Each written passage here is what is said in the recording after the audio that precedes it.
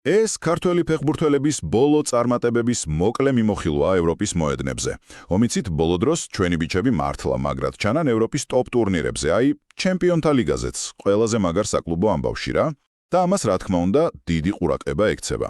პირველი, გიორგი ზარია და მისი დებიუტი ჩემპიონთა ლიგაზე. 30 სექტემბერს ის გახდა წარმოიდგინეთ 30-ე ქართველი, ვისაც მან უთამაშია.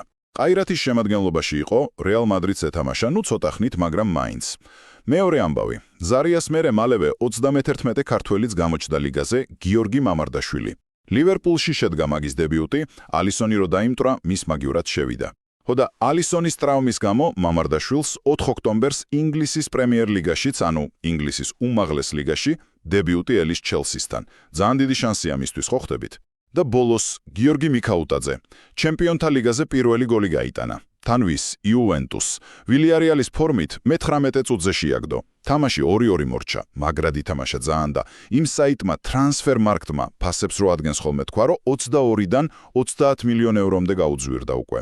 მოკლედ, შთამბეჭდავი ამბებია სულ რამდენიმე დღეში ჩვენი ბიჭებისგან ევროპის მთავარ საკლუბო ტურნირებზე.